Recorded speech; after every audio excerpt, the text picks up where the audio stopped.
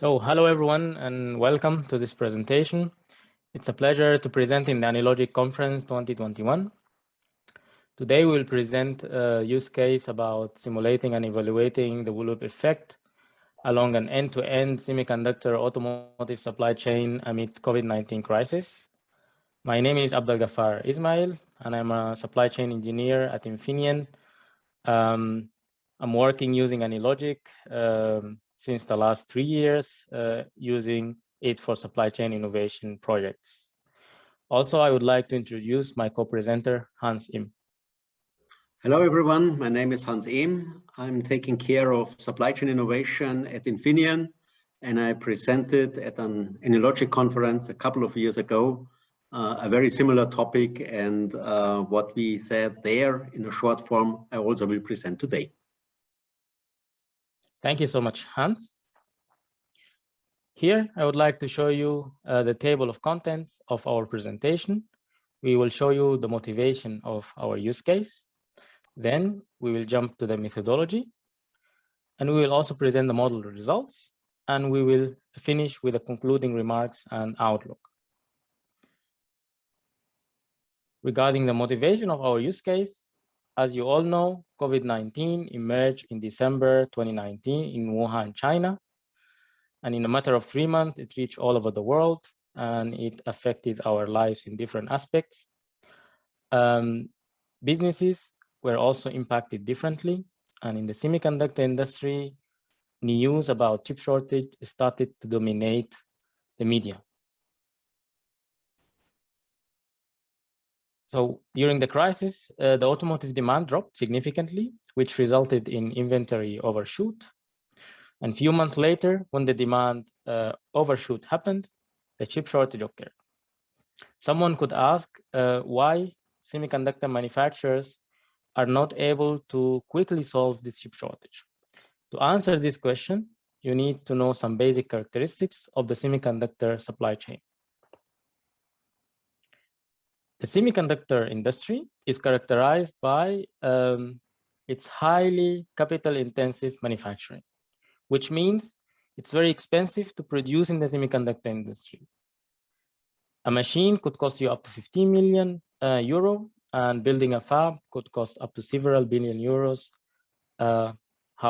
depending on the size of the fab. Also, capacity lead times is very long in the semiconductor manufacturing. It could go up to 1 year to buy a new machine. On the other hand, the semiconductor demand is also very difficult to forecast, even or also before COVID-19. And in this graph, you can see the demand in the semiconductor industry was increasing overall, but it's very volatile, which makes the Bullwhip effect a nightmare for semiconductor manufacturers. The semiconductor industry is also challenged by the steep ramp-up and the short life cycles and the very long cycle time. Some products in the semiconductor industry could take up to 6 months to produce. These could be the complex sensors that are used in the automotive industry. And also the position of the supply chain, the position of the semiconductor industry very early in the value chain makes semiconductor manufacturers very vulnerable to the Bullwhip effect. This, for us at Infineon, we realized this challenge very early, and Hans Im presented in the conference, AnyLogic Conference 2012, about the Bullwhip effect and its existence in the semiconductor supply chain. And now I would like to give the word to Hans Im to give us a recap about the conference back then. Thank you very much, Abdul. And I would like to just recap quickly what we talked about in this AnyLogic conference in 2012. And there, when we go to the next slide, there we already had this Bullwhip effect on two areas. First, on the dot-com crisis in 2001, 2002. So what you see here on the slide is you see on the one side the gross domestic product, and on the other side you see the semiconductor market. So the blue line is the gross domestic product, and the red line is the semiconductor demand. and you see they are quite similar, just the scale is different.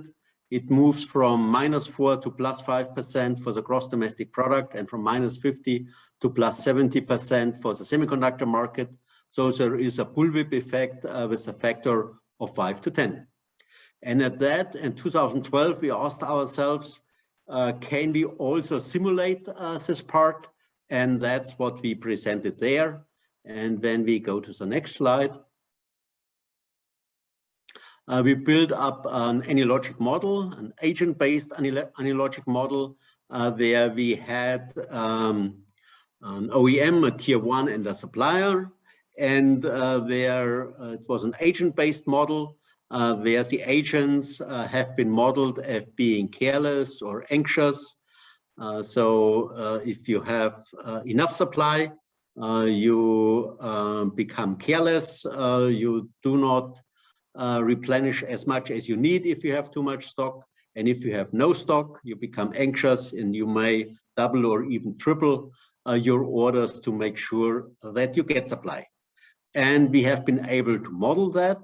And when we go to the next slide, here we could also show that the blue line was the initial demand, the red line was the tier one, and the black line was the tier two, being, for example, the semiconductor industry, that we could replicate those semiconductor bullwhip effect, so the bullwhip effect in the supply chain from OEM tier one to the semiconductor, and also could replicate what happened in 2000, 2001, and 2008, 2009, at least on a model level. So far to our simulation, which we had there. And now I would give the word back to Abdel Ghaffar to show us where we are at the moment and what comes next. So thank you so much, Hans, for this retrospective to the AnyLogic Conference 2012. So now looking between AnyLogic Conference 2012 and AnyLogic Conference 2021, what changed? We have the bullwhip effect reduced from more than 5 to only 2 to 3, but it's still with more significant and higher impact, because the semiconductor industry and the semiconductor products are increasingly gaining strategic importance. We saw this even during COVID-19. Semiconductors products were used in life-saving devices, but also in enabling video conferencing and enabling working from home. So reducing the bullwhip effect has a high potential, which brings us to study this bullwhip effect, and this time using system dynamics as comparison to what we did back in 2012 using discrete event, because with system dynamics, we can understand more dynamics of demand versus bullwhip effect. So to summarize our use case, the desire of our use case is to simulate demand recovery from COVID-19 in the automotive semiconductor supply chain, and also to understand the impact of the bullwhip effect for different end market recovery scenarios, and to provide a tool for evaluation of collaboration efforts and habits. We also hopefully use AnyLogic to enable this collaboration. Action, what we did, we determined the end market demand recovery scenarios such as the U shape, V shape, L shape, etc. We built a system dynamic simulation in AnyLogic 8. We fit a model parameters using historical data, and we perform sensitivity analysis to see which parameters have the most impact on the model results. The outcome of the study helped us to understand the relationship between demand recovery scenarios and the bullwhip effect, and also helped us to predict incoming demand signal to semiconductor industry depending on respective end market demand scenario. Now I would like to present the methodology. We use simulation, as I mentioned, but why simulation? For complex systems such as supply chains, complex problem might arise. To solve these problems, experimenting in the real system is sometimes costly or even impossible. What we do is to build a simulation in the world of models. And this world of model is characterized by being free of risk. So you can perform different simulation runs, perform as many iterations as you want to reach an optimized model, which you translate to reality to contribute to solve your problem.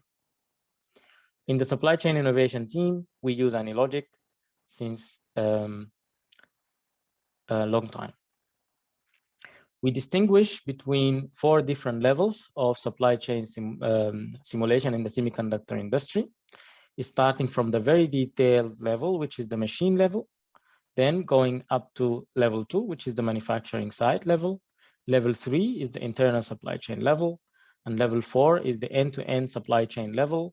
Here, you simulate not only your company, but also your suppliers and their suppliers, your customers and their customers. Our use case that we are presenting you today is from level 4. There are different simulation techniques available and supported by AnyLogic 8. And we are looking forward also to see what AnyLogic 9 brings to the simulation community.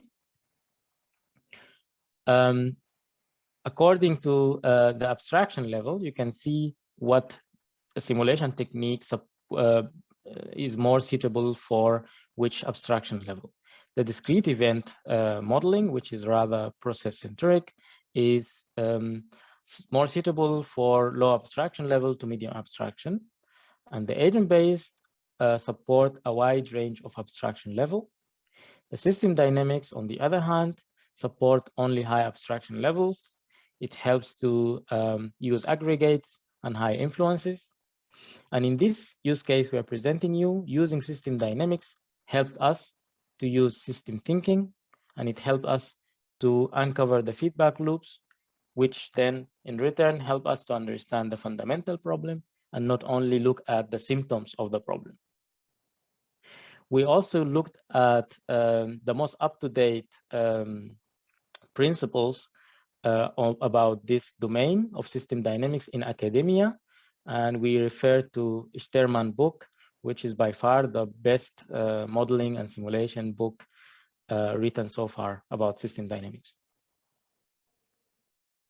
Now I would like to present you the supply chain setup, which we considered in our use case. Here we considered 4 echelons. Echelons describe a member in the supply chain. And these 4 echelons are the OEM echelon, the tier 1 supplier echelon, the tier 2 supplier echelon, and the semiconductor supplier. All these echelons are on globally aggregated level, which means that the OEM represent all the OEM manufacturers on the global level. And from the other hand, the semiconductor manufacturers describe all the global manufacturers of semiconductors. The information flow in this supply chain propagates upstream, while the physical flow propagates downstream the supply chain. We modeled here 4 echelons, but also there is a possibility to model only 3 echelons based on the needs of the simulation. And each echelon here handles the input with several control loops and forward this input and forward the output to the next stage. Different echelons have different parameters for the same components. And in the next slide, I will show you what these components are. We needed to come up with some assumptions to ease or to simplify the modeling process. One of these assumptions we made or we came up with is to consider that the supplier to the semiconductor is considered infinite. So this is why you don't see in the model setup, but because it's considered infinite. Now I would like to come to zoom in a little bit in each echelon to show you the underlying system dynamic structure. And thanks to the AnyLogic multi-method modeling approach, we could compact and compress all these echelons in one nice and beautiful and neat, organized layout that is very easy to explain to others. So this underlying system dynamics structure consists of when the order signal arrive to the echelon, then there is a forecasting component to anticipate the future production. There is a stock component to track current inventory levels. There is a work in progress component to track production levels. There is supply line, incoming material and orders. And there is also backlog component to track order fulfillment, and a capacity component to track loading and capacity utilization. And then the physical flow propagates, as I said before, downstream from your supplier to you, to your customer. Now coming to the data which we used in the simulation, we used mainly the global light vehicle sales data. As you can see here, we used data from September 2019 all the way to October 20. This was the data available at the time we built the model. And this data shows clearly a harsh drop of more than 30% in the global light vehicle sales as a consequence of the pandemic. But we also had a belief that the sales for the automotive semiconductor products is also going to be driven by the increase in electronic content per car. This is because of the electrification of cars. And as we saw from data, there is a growth of this electronic content, which range between 4 to 7% per year. And we included these two components to our end market recovery scenarios. Now, after showing you the methodology, I will move to the model results. In the model results, before jumping to the demo, I would like to introduce you the dashboard of our simulation. In the dashboard of the simulation, you can see the different demand scenarios. Here you can navigate between the V shape, the L shape, or the W shape, or choose the COVID shape, which we will show you the result of in this presentation. The dashboard also shows different parameters for each echelon. We have the structural parameters. These are parameters like the cycle time, the desired coverage, and the lead time. We also have behavioral parameters. Behavioral parameters describe the behavior of the company. These parameters, such as the forecast adjustment time, or the supply line adjustment time, or the inventory adjustment time, they show you how nervous or how smooth a company is with regard to its forecast or supply line or inventory. We also have part of our dashboard is related to the electric content growth and also to other considerations.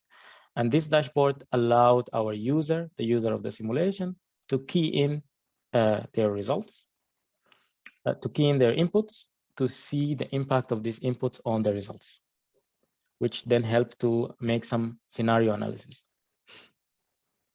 Now I'd like to show you a demo of our simulation, which we recorded. When I run the video, I will pause here just for short to describe you what you see.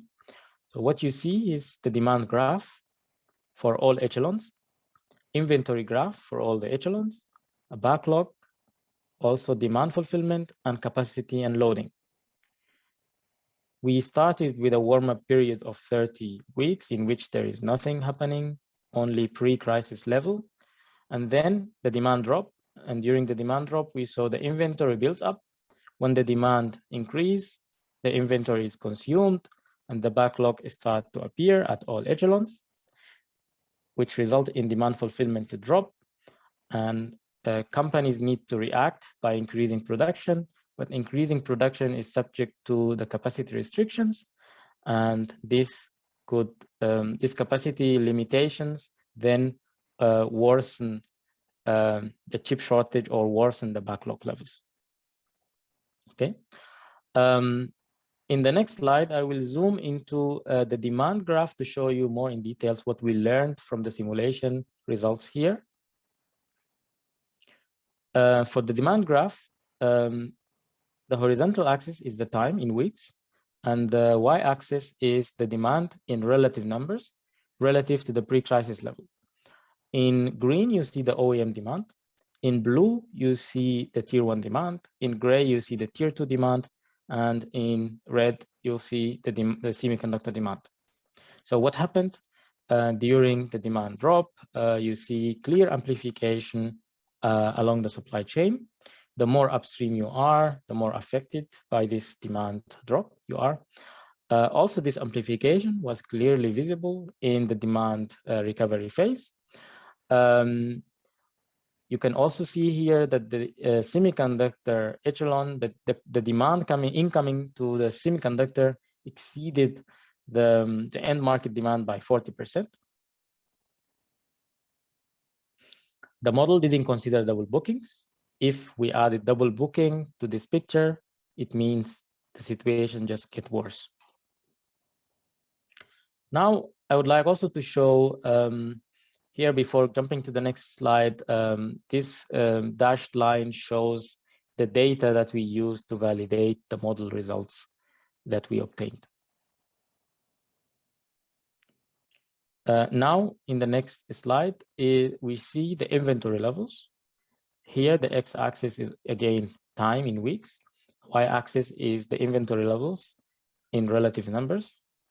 Green is the OEM, blue is the tier 1, gray is tier 2, and red is the semiconductor. What you see is the inventory at the semiconductor rises at the beginning of COVID crisis because of the cancellation of orders from the downstream partners in the supply chain. What you can also observe is that these guys here, they didn't build up high inventory because they mainly work with just-in-time principle. During the recovery phase, we noticed that the inventory level of the semiconductor echelon is insufficient. And now to improve or to recover this inventory back, two parameters play an important role. The first one is the capacity restriction. So, and you know, in the semiconductor industry, the capacity costs a lot and also takes too long to build. Also, the high demand is a second parameter that affects the recovery to a pre-crisis level. Here, by high demand, we mean mainly not only the sales of cars, but also the increase in the electronic content, which is increasing, as I said, recently because of the electrification of cars. What we also observed, and this is a very interesting point we learned from the simulation, is that your reaction during the demand drop could influence later how you cope with the demand recovery. And we brought two examples here. One example is what happens when the IDM cut their inventory. For sure, this is usually the tendency during crisis, that companies cut their inventory to save working capital and to improve the liquidity in the company. This, as we noticed, just worsen and extend this chip shortage.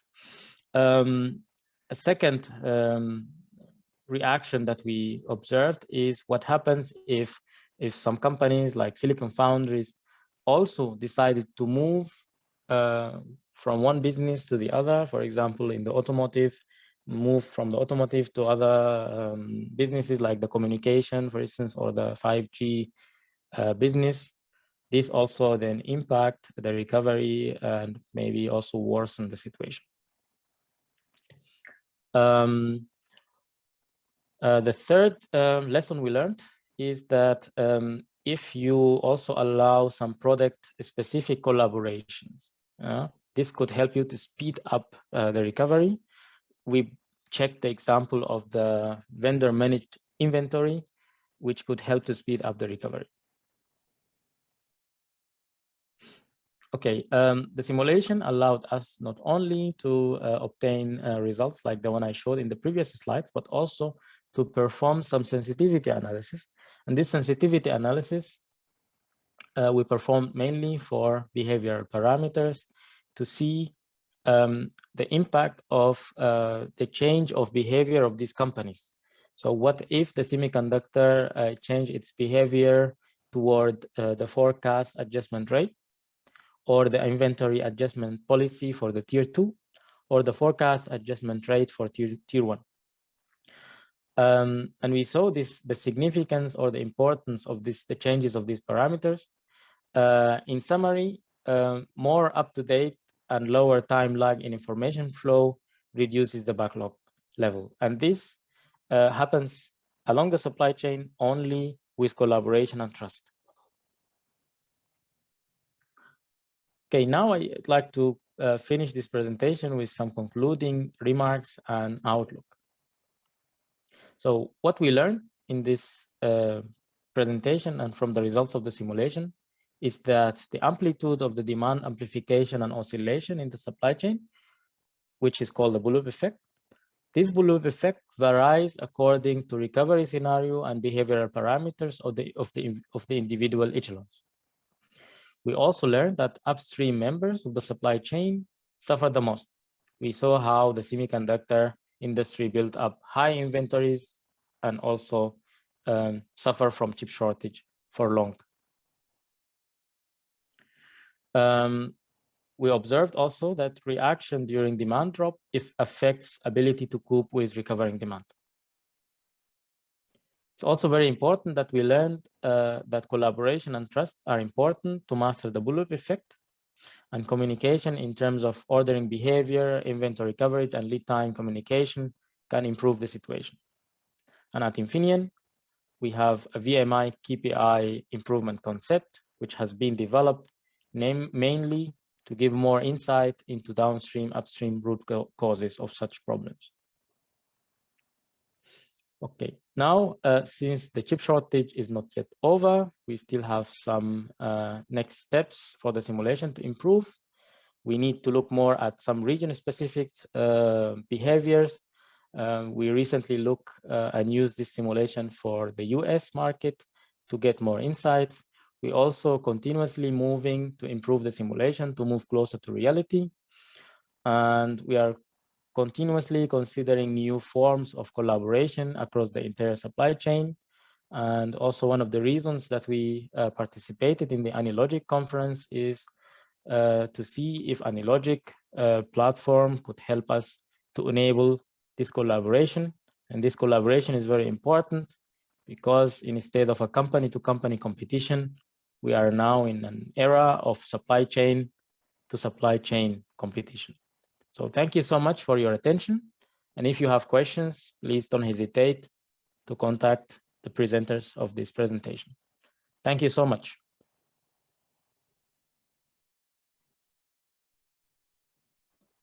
Thank you.